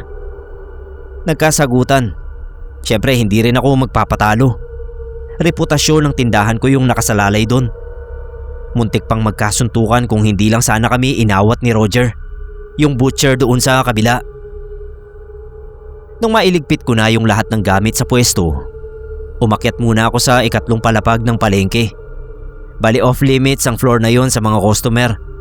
Kami lang mga vendor ang pwede doon. Doon kasi namin nilalagay yung ibang gamit. Naglabas ako ng 2 stick ng Yossi at sinindihan ko yung isa. Tumaas talaga yung blood pressure ko sa nangyari. Gusto ko lang sana na ma-relax bago man lang ako umuwi sa bahay. First time ko yun na magsisigarilyo doon. Sabi kasi nila kapag gabi na raw merong nagpapakita sa rooftop. Pero nung time na yon wala na akong pakialam. Magsisindi na sana ako ng ikalawang stick nang makita ko na umuusog yung mga box sa paligid. Nagtaka ako, paano mangyayari yun? Walang kahangin-hangin doon sa rooftop. Pwedeng daga o pusa ang may gawa. Tinuloy ko yung pagyoyosi. Umusog yung ibang box. Pati yung sirang cabinet na nandoon, umusog din. Nagduda na ako nun. Kinakabahan na ako. Paglingon ko sa likod ng mga box, may nakatayo na babae. Itim na itim yung damit niya. Parang pangkasal. Pero yung kulay ay itim. Meron pa siyang belo at hawak na bulaklak na itim din. Nakita ko yung mukha niya. Yung mata niya itim. Maputla ang pisngi. Bigla siyang gumanga at narinig ko yung matinis na boses. Tinapon ko yung Yossi at tumakbo pabalik sa hagdan. Grabe yung kabog ng puso ko. Pakiramdam ko nun, sasabog ang dibdib ko sa takot. Nung masalubong ako ni Roger, tinanong niya kung bakit ako takot na takot. Sinabi ko may black lady doon sa rooftop. Tinawanan pa ako. Hindi raw kasi ako nakinig. Sinabi na nila na meron ngang nagpaparamdam doon. Tapos hindi pa rin ako umiwas. Hanggang ngayon, hindi na ako bumalik sa rooftop na yon kahit kailan.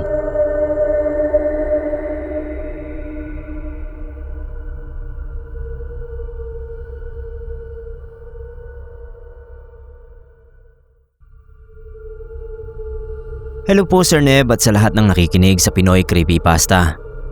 Reynalyn po ang pangalan ko. May karanasan din nga po pala ako na ibabahagi sa inyo. Kaya kinapalan ko na ang mukha ko na makapag-send sa inyo. Isa po akong online seller at masasabi kong kahit papano ay nakakaluwag-luwag na rin sa buhay. Sinamahan ko kasi ng panalangin ang kasipagan at pagtsatsaga.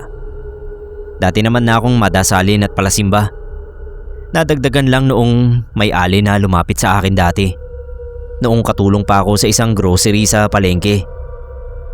Sir Neb, bago pa man ako makaipon ng puhunan sa pag-o-online selling, talagang kayod kalabaw ako sa pangangatulong sa palengke. Okay naman ang sahod ko roon kahit papano. Hindi minimum wage, napapagkasya pero wala akong ipon. Dahil pasok lahat sa gastusin at utang ang mga sinusweldo ko. Yun ang pinaka problema ko noon. Kahit anong gawin ko, walang natitira sa sweldo. Kahit mag-sideline pa ako. Pero ayos lang sa akin yun. Sa isip ko makapagtabi man lang ako kahit konti, ay mag-a-apply ako kahit service crew lang sa fast food. At ilang taon na ang inabot ko sa pagiging katulong sa palengke, pero walang nangyari. Tapos isang araw, habang nagwawalis ako ng kalat sa harap ng pwesto, may ali na lumapit sa akin. Patay na oras yon, bandang 2:00 ng hapon, kaya walang bumibili.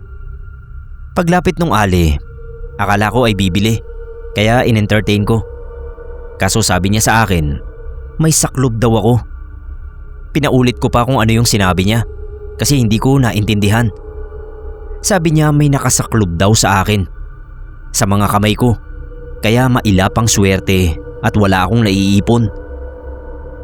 Kinabahan ako, kasi bakit niya alam? Mukha ba talaga akong walang kapera-pera?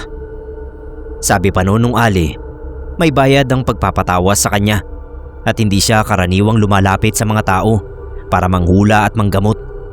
Kaso naaawa raw sa akin dahil mabait ako at masipag. Malayo na raw sana ang nararating ko kung hindi ako sinakluban at inalisan ng swerte. Doon talaga ako napaluha. Para bang naramdaman ko na nauuwi lang sa wala ang lahat ng pagsusumikap ko. Dahil lang sa inalisan daw ako ng swerte. Tinanong ko kung sino ang may gawa. Hindi raw niya makita. Malabo na raw kasi, napakatagal na. At syempre pa, ang dahilan kaya yun ginawa sa akin ay inggit. Pero hindi rektang naiinggit sa akin, kundi sa mga magulang ko. Magdadala raw kasi ako ng swerte sa mga magulang ko, kaya hinarangan yun. Galit na galit ako noon, pero kinalma ako noong ali. Tutulungan niya raw ako na maalis yung saklob. Basta wag daw akong magbabago at manatiling nakatapak sa lupa. Sir Neb, may nilabas na itim na bato yung ali. Tapos ginuhit niya sa magkabilang palad ko. Straight line lang. Tapos may para siyang dinukot sa gitna ng palad ko at nilamukos yun. Pagkatapos ay nagdasal kaming dalawa ng ama namin. Sa point na yon ay nakikiusyoso na yung mga kapwa ko katulong sa grocery. Nagpapahula rin sila pero sabi nung ali ay may bayad, kaya hindi na sila nagpahula o nagpatawas. Pagkatapos noon ay binibigyan ko ng 50 pesos yung ali kasi yun lang ang extra ko. Pero hindi niya tinanggap. Basta umalis siya at sinabing magiging okay na ako. Nagpasalamat na lang ako bago siya umalis. Alam mo Sir Neb, yung sweldo ko ng buwang yun, inabot pa ng sahod ko ng sumunod na buwan. Doon na ako nag-umpisang nakaipon ng paunti-unti. Sobrang pasasalamat ko talaga doon sa ali na yon na nag-alis ng saklob ng swerte ko. Yun lang pala ang problema kung bakit halos mabulok na ako sa palengke ay hindi ako nakakaipon. Makaraan lang ang ilang buwan ay may puhunan na ako para makabili ng damit na pang-ukay. Doon ako nagsimulang mag-online selling. Katulong/tindera sa umaga at online seller sa gabi. Sir Neb, pumatok ang online business ko kaya umalis na ako sa palengke. Sa ngayon ay 3 taon na ako na nag-online selling. Hindi na lang ukay ang paninda ko kundi marami pang iba. Napagawa ko yung bahay namin at nakabili ako ng tricycle. Hindi ako makapaniwala na may swerte talaga ako. At sa sandaling panahon ay malayo-layo na ang narating ko. Mas malayo pa siguro kung noon pa ay naalis na ang saklob na yon sa akin. Nakakalungkot lang na may napakatinding inggit pala na kayang hadlangan ng kapalaran ng isang tao. Pero kahit kailan nga ay hindi nagwawagi ang kasamaan. Salamat sa aling yun na sa sobrang awa nga siguro sa akin ay tinulungan ako.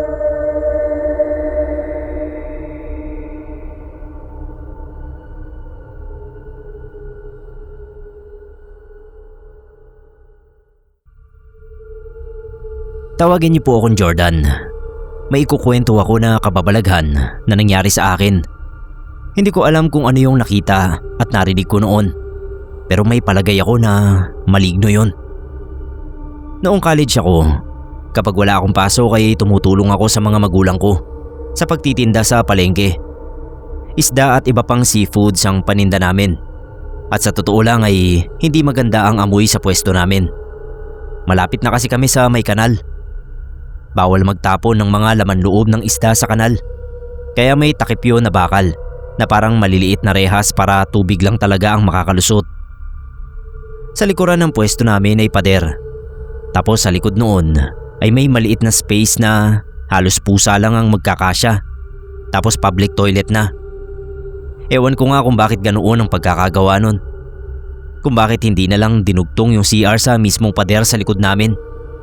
Pero sabi kasi ng iba, parang hindi naman sumisingaw yung amoy ng CR.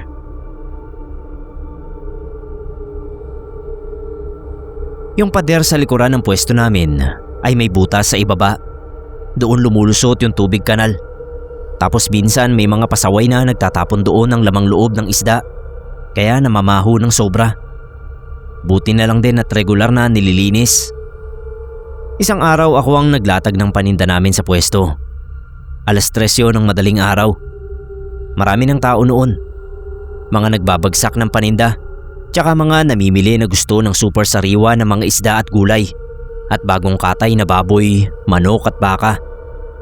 Katatapos ko lang makipagtawaran sa supplier namin ng seafoods. Nagsusulat na ako ng presyo nang may marinig akong sumutsot.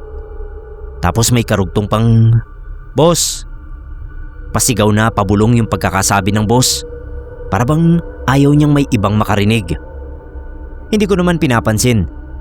Kasi baka may nag-o-offer lang ng mas mababang halaga ng paninda. Kaya ganoon na halos bumubulong lang. Sabi nila mama, wag daw akong bibili sa ganoon. Kasi pangit ang quality ng produkto kapag ganoong mura binibigay. Tapos pa sikreto. Posible ring nakaw pa. Kaya ako deadma lang. Pero may 5 minuto na yata yun. Sutsut pa rin ang sutsut. Boss ng boss. Hanggang sa nilingon ko na. Hinanap ko kung sino para matanggihan ko na. Kaso nahilo na lang ako sa kakalinga. Wala naman akong nakitang tumatawag sa akin. Kaya naisip ko rin na baka hindi ako yung sinusutsutan. Maya-maya sumutsut ulit. Sabay sabi na nasa likuran ko raw siya. Lumingon daw ako. Lumingon nga ako. Pero yung pader lang ang nakita ko. Sinundan ko lang yung sumusutsot. Tapos napayuko na ako sa butas sa ibaba ng pader. At doon ko nakita yung isang pares ng mga mata ng tao na nakatingin sa akin. Matagal din kaming nagkatitigan. Natulala ako kasi ang una kong naisip ay may taong naipit sa likod ng pader. Tapos sabay singit ng naisip ko na imposibleng may maipit na tao roon dahil kahit bata ay hindi magkakasya roon. Isa pa, kung naipit siya, edi dapat nagsisigaw siya imbis na bumulong o sumutsot. Sabi pa noong tumawag sa akin ay lumapit daw ako. Bakit naman ako lalapit? Ang ginawa ko ay binuhusan ko siya ng tubig na may yelo. Biglang nawala yung mga mata. Kaya naglakas loob ako na sumilip sa butas. Siyempre pa walang tao roon. Takot na takot ako. Kaya nag-text na ako kina mama. Nabilisan na nila kasi may nananakot sa akin. Sabi ni mama ay tumawag ako ng gwardya at magsumbong. Ginawa ko naman. Kaso kahit sila ay hindi makapaniwala sa sinasabi ko. Kumalat sa palengke ang nangyari sa akin. At ang sabi ng iba, baka raw duwende o nuno ang nakita ko. Awa ng Diyos ay hindi ko na uli nakita yon. Pero magmula noon, sa tuwing magagawi ako sa pader na yon, parang hindi ako komportable. Kasi parang palaging may tumitingin sa akin. Palaging may nakamasid na hindi ko nakikita.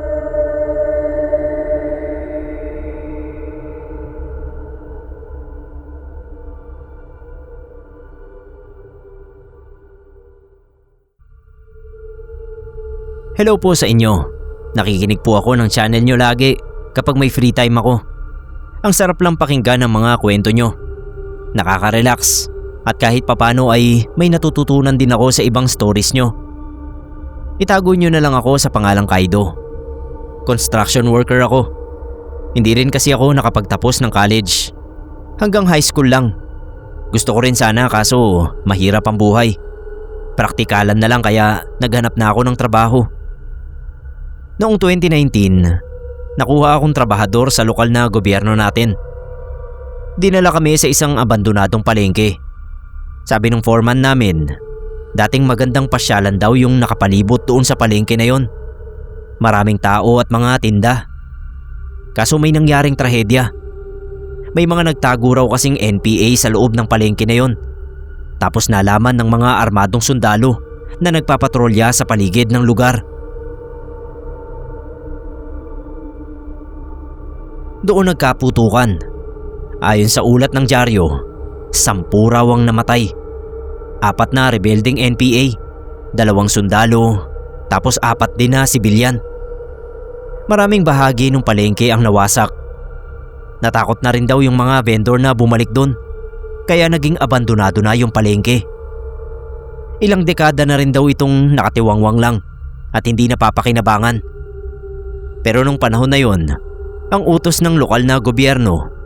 ay gibain na lang ng tuluyan yung palengke. Balak sana nilang patayuan ng commercial building. Unang 3 araw, normal naman ang naging trabaho namin. Walang gaanong abala.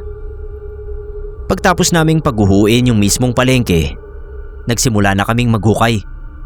Malalalim na hukay na gagawing pundasyon nung itatayong building.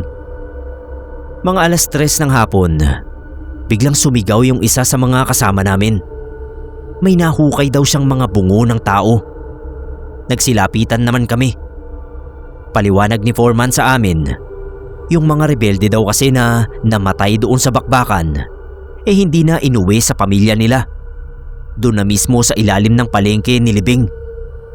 Parang gusto nilang bastusin yung labi ng mga rebelde. Ang ginawa ng mga kasama ko, pinagtripan din nila yung mga bungo. Imbis na ilipat sa libingan, ay dinurog nila yung mga bungo at tinapon sa hangin. Hindi ako nakisali. May konsensya pa rin naman ako kahit papano. At tama nga yung naging desisyon ko. Kasi may nangyari sa kanilang lahat na nantrip doon sa bangkay.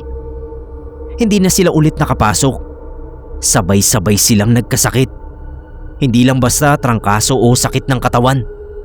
Ang nabalitaan namin, para raw pinaglalaruan ng masamang espiritu yung katawan ng mga kasama namin. Hindi sila makatayo sa kama. Namamaga ang katawan. Nagsusuka, tapos kinukumbulsyon lagi. Nagpagamot sila sa albularyo. Sabi lang nito na may mga kaluluwa raw na gusto silang patayin. Malakas na klase ng mga kaluluwa. Mahirap daw itong labanan kasi may matinding galit. Nakakainis lang kasi nung malaman ng mga empleyado namin ang nangyari, biglang kinansila yung proyekto. Binawi yung mga permit at sinabi na babaguhin na lang daw nila ang date kung kailan gagawin yung mga building. Hindi na gumaling pa yung mga kasama ko na nagkasakit. After 4 months, namatay yung isa sa ospital. Hindi daw malaman kung paano gagamutin yung sakit. Tapos sumunod na rin yung iba. Basta lahat ng kasama namin na nantrip doon sa mga kalansay ay namatay. Nabalitaan ko rin na simula rin daw nung nahukay namin yung mga kalansay doon sa dating abandonadong palengke, lagi nang may namamataang mga armadong multo na bigla na lang maglalaho kapag nilapitan.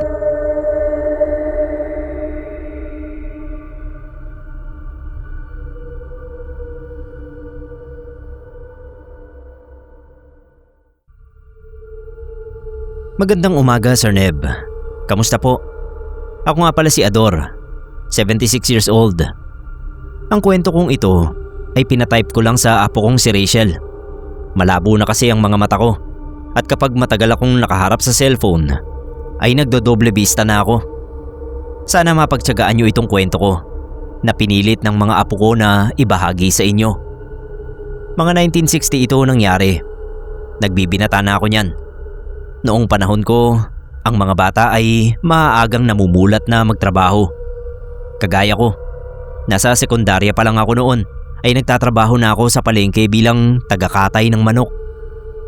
Madali lang naman dahil toka-toka kami. Ang toka ko ay maggilit ng leeg ng manok tapos ihahagis ko na ang mga yon sa mainit na tubig para sa mga tagamulmol o tagatanggal ng balahibo. 2:00 pa lang ng madaling araw ay nasa palengke na ako. 4:00 naman ay pauwi na ako para maligo at nang makapasok na sa eskwelahan. Hindi uso ang tatamad-tamad at patigas ang ulo sa amin. Madaling makagalitan ng nakatatanda ang ganoong klase ng bata at nakita mismo ng dalawa kong mga mata kung paano mapuno ang isang matanda sa isang kapwa ko binatilyo na nagtatrabaho sa katayan. Kung hindi ako nagkakamali ay Enrico ang pangalan ng batang yon.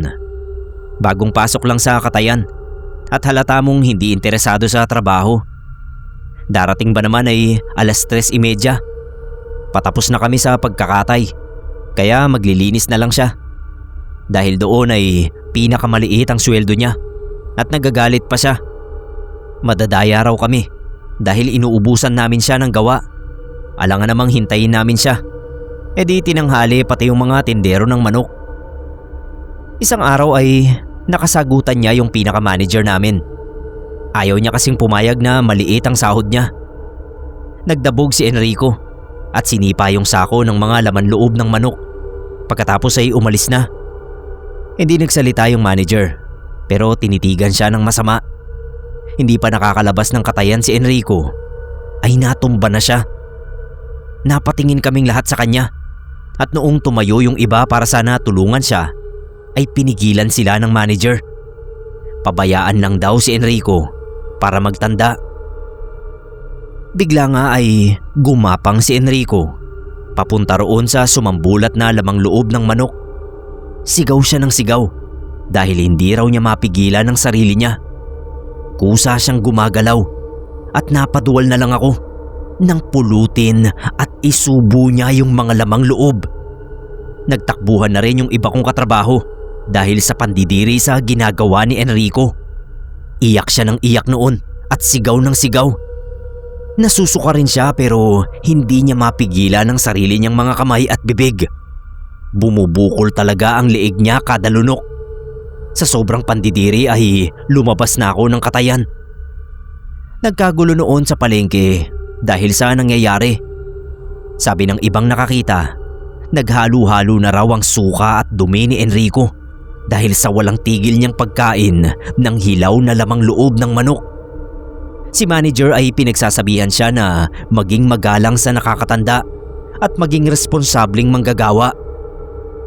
Pagdating ng mga magulang ni Enrico ay nagmakaawa raw ang mga yon kay manager na patawarin na ang anak nila. Nagkandaluhod na rin si Enrico kahit subo pa rin ang subo ng lamang loob. Kumumpas lang ang manager ay huminto na sa pagkain si Enrico. Doon siya nagsuka ng husto. Hindi na siya bumalik sa katayan ng manok. Hindi rin nagreklamo ang mga magulang niya. Kami naman ay napag-alaman namin na may kakaiba palang kakayahan ng manager namin. Hindi na napag-usapan pa ang tungkol sa nangyari kay Enrico. Pero lalo kaming naging masunurin at magalang kay manager. Mahirap na. Baka magaya kami kay Enrico.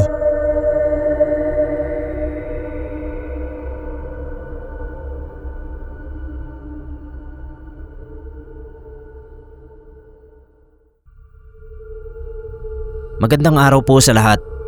Nandito ako para magbahagi ng kwento na na-experience ko nito lang 2023. Alan ang pangalan ko. 30 years old. May asawa at 2 anak. Isa akong tricycle driver. Nagsimula ako sa ganitong trabaho nung mag-pandemic. Nung panahon kasi na yun, wala akong regular na trabaho. Bale, rumarakit lang ako kung saan-saan. Ang dami kong naging trabaho sa iba-ibang lugar. Hindi kasi pwedeng mabakante kasi 2 yung anak ko. Yung panganay nagsimula na ring mag-aral. May nakapag-alok sa akin ng trabaho. Driver daw ng tricycle. Natanggap naman ako kahit na ang experience ko lang talaga yung pagmamaneho ng motor. Nung medyo nakaipon na, bumili na rin ako ng sarili kong tricycle para hindi ko na rin kailangan na mag-boundary. Bawas pa kasi yun sa kita ko na pandagdag na sana sa gastusin sa bahay. Dahil sarili ko na yung motor, kumukuha na rin ako ng arkila sa mga kakilala. Meron akong naging suki, si Aling Patricia. Tindera siya ng isda sa barangay namin. Tuwing Sabado at Linggo lang siya nagtitinda kasi meron siyang ibang trabaho ng Lunes hanggang Biyernes. Umaga ng Sabado, papunta kami ng maaga ni Aling Patricia sa palengke para mamili. Nung una nakakakuha pa naman siya, pero sabi niya sa amin, pahirapan na raw.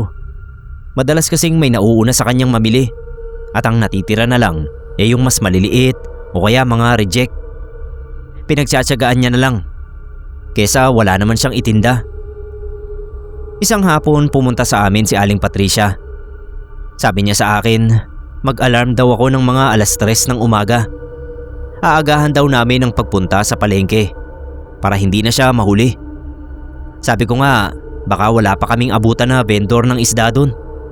Mas okay nga raw yun para siguradong una kami sa pila.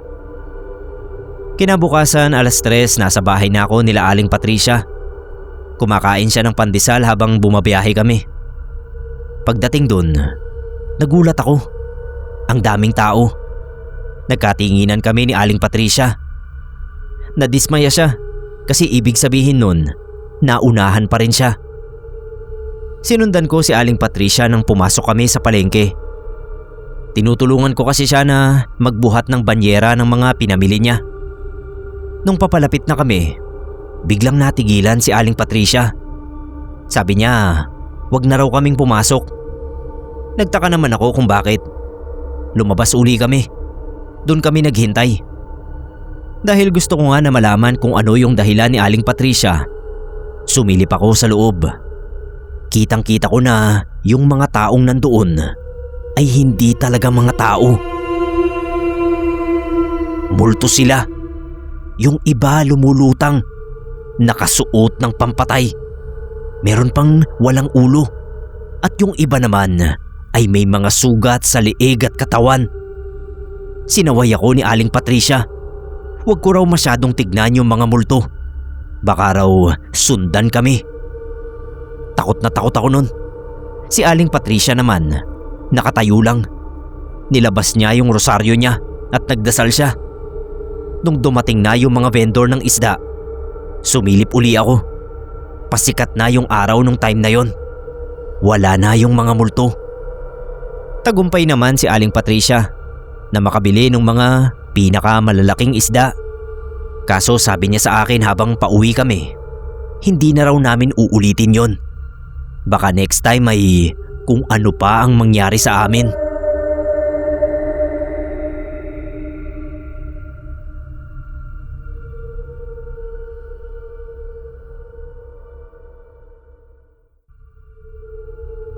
Good morning sa lahat. Sana lahat kayo ay nasa maayos na kalagayan ngayon. May ibabahagi lang akong kwento na nangyari sa pamilya namin nito lang 2024. Last year ko pa sana ito i-share dito, kaso nagpatong-patong yung mga trabaho ko at ngayon lang nagkaroon ng oras para magsulat.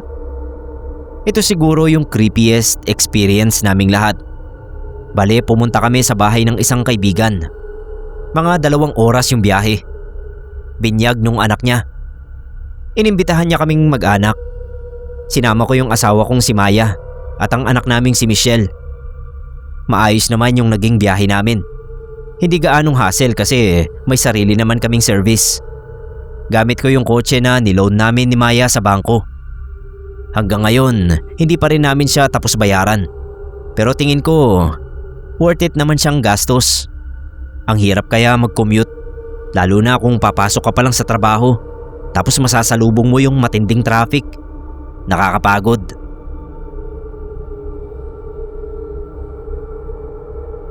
Sobrang dami ng handa ni kumpare. Busog na busog kami. Magiinuman pa sana kaso tumanggi na ako. Malayo pa yung uuwian namin. At saka ayoko namang mag-drive kasama yung pamilya ko ng lasing. Baka kung ano pang mangyari sa amin. Gabi na kami bumiyahe. Habang pauwi kami, sabi ni Maya, dumaan daw muna kami sa palengke. Bibili na raw siya ng mailuluto niya sa bahay para kinabukasan ay pwede raw kaming matulog hanggang tanghali. May nadaanan kaming palengke. Agad na tinuro ni Maya. Bumaba siya at sabi ay maghintay lang daw kami. Alam ko na noon na matatagalan siya. Mitikuloso si Maya sa mga pinamimili niya. Tansya ko noon baka abutin kami ng 1 oras sa paghihintay. Para hindi mabagot sa paghihintay, nanood na lang kami ng cartoons ni Michelle.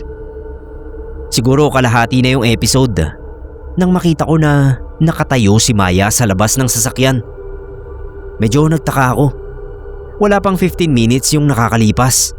At saka napansin ko rin na wala siyang dalang pinamili. Binuksan ko yung pinto at pumasok naman si Maya. Tinanong ko kung bakit bumalik agad siya. Bakit wala siyang pinamili? Pero hindi siya sumagot. Naupo lang siya doon sa likod habang nakatitig sa likod ng driver seat. Takang-taka ako nun. Iniisip ko nga, may nagawa ba ako? May nasabi ba akong kinagalit niya? Ganon kasi minsan si Maya. Kapag galit siya sa akin, Hindi niya ako pinapansin. Kailangan kong hulaan kung anong nagawa ko. Nag-drive na ako pauwi. Kahit si Michelle hindi rin nagsasalita. Ramdam niya rin ata na may kakaiba sa mama niya. Ayokong tignan siya sa rearview kasi baka tinititigan niya pala ako ng masama. Pagdating sa bahay, kinalabit ako ni Michelle. Wala raw tao sa backseat.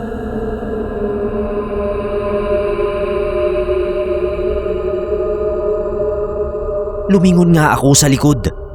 Hinanap si Maya. Pero wala. Paano mangyayari yun? Hindi ko naman binuksan yung pinto sa backseat, kahit yung bintana. Medyo takot na kami noon ni Michelle. Bumaba kami ng sasakyan habang nakayakap siya sa akin. Sa puntong yun, nakatanggap ako ng tawag galing kay Maya. Tinanong niya kung nasaan na raw kami. Nasa palengke pa rin siya at naghihintay. After namin siyang sunduin, kinuwento namin yung nangyari. Takot na takot din si Maya. Ayaw niyang umupo doon sa backseat. Nabasa ko sa internet na doppelganger ang tawag sa mga ganoong klaseng nilalang. Para makasiguro, pinabless uli namin yung kotse. Awa ng Diyos ay hindi na rin naulit yun.